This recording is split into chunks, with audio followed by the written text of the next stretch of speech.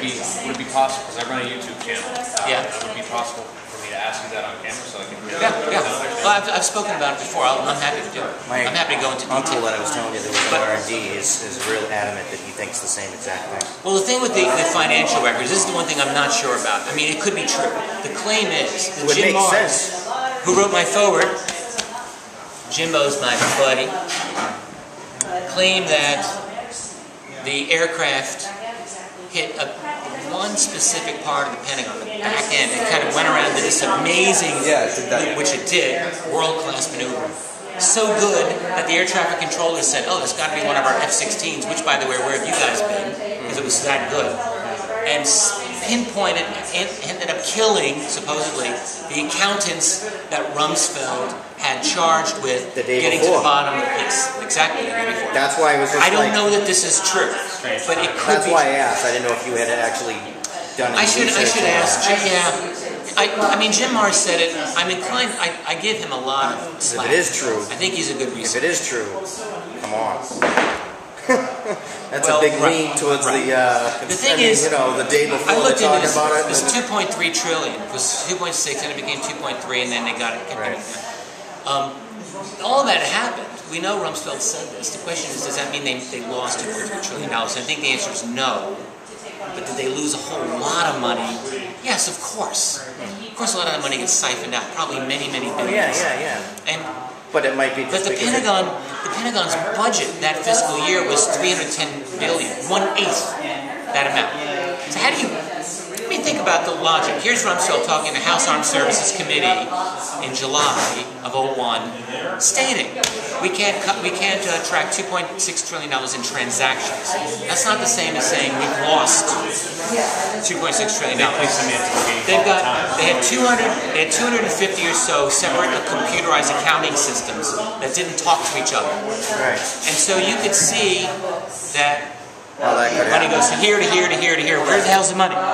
And you got a lot of duplication. And so I'm sure that was a lot of it. But certainly, look, money gets siphoned out. And I mentioned in my talk Catherine Austin Fitz. And she's a true financial whiz.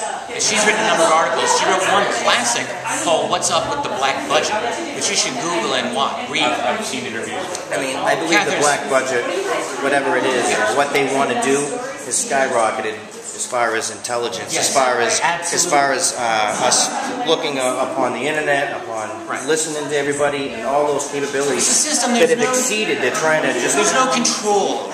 There's no true oversight. And you know there is a secret space program because there's no way they're going to ground, no way to go up there when they get billions and billions of dollars, billions and billions of dollars worth of spy satellites alone. One of the reasons it occurred to me when I talked about all the trillions of dollars, I really didn't need to include that today because I usually include that in connection with my remarks on why I think there is a secret space program. And one of the things is there's a lot of reasons for it. There's huge numbers of anomalies that we've recorded in Earth orbit. Really crazy shit. Secondly, anomalies regarding the moon. Some of which I spoke about in the panel. Do you think that the airbrush pictures out? Yes. John Lee has talked about that a lot on TV. There's too many accounts that say this. I think it's probably and other kinds of anomalies that give you motivation for. I mean, if we were in charge of managing this whole crazy problem, and then we learned that there were anomalies in space orbit, we would want to investigate this in a secret manner. That would be a secret space program. No doubt about that. So I think that there is, and the money's there. But I just mean technology. Our whole society, especially military, everything relies so much on satellite technology today. Well, that's the other thing. There's no way that they would have no way to get up there to be able to maintain those satellites. Go back to the first Gulf War. Standpoint. 1991. 20 years ago, even then, the U.S. could not have... That Gulf War was the most lopsided military victory in history. It was more than Germany over Poland. Oh, yeah. Why? Because of U.S. dominance of space in terms of satellite. All those B-2 stealth bombers would have been useless had they not had satellites dominating that platform, which meant that for the first time in history, 20 years ago, the center of gravity of a major military operation was outside Earth's atmosphere. There's no way U.S. military will ever let themselves lose preeminence there. Not not voluntary. So all of this stuff about NASA closing up and doing no more manned missions, it's irrelevant.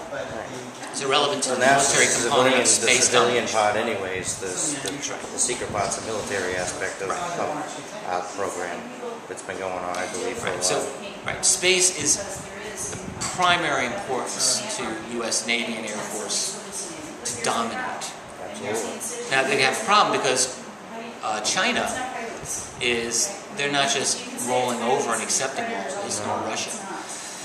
China one of the reasons we're having a problem with space debris now, there's just a new article on, I think, BBC, all the space crap. It's causing serious, they're all moving at 17,000 miles an hour out there. You don't want to get hit by even a little screw in space at 17,000. China just was testing one of their anti-sat weapons a couple of years ago and blew up a satellite which effectively doubled the amount of debris in Earth orbit. That one test. But it also tells us that they are very serious about satellite warfare. What do you think about the Russians' rocket, third stage failing to operate just a couple of weeks ago, and now they're talking about we might have to abandon the space station by November? They were talking about that on Coast to Coast. Yeah, you know, I'm glad you mentioned. I don't know what to say. Of course, that was also Hoagland that was talking about. Yeah, I don't know what to say. Yeah, I like Hoagland, like you're saying, but some of the stuff is a little bit. You go back on. You gonna YouTube this? Maybe. I'm not gonna say it. He was talking about. I know and like Richard, and I respect him. He's gonna be. Certain things that he said that I take issue with. Yes. So I don't know this last one. He's constantly doing research. You have to hand the man is indefatigable. He's tireless. That's what that word is. I feel like he always feels like he's right and no one can tell him Yes, that's otherwise. right. That's right. And he loves predictions. Richard, if you're listening, it's true and you know it. You like your predictions. They're not always true. But we love you. We do. We do love you. And I respect him very much. None of us are infallible. I just try to be careful. Is that Frank Fashina's book? Go to Roswell. Shoot them down? Yes. Oh, okay, good. Roswell shit. Thought I recognized it. All right. Maybe don't include that last part. All right.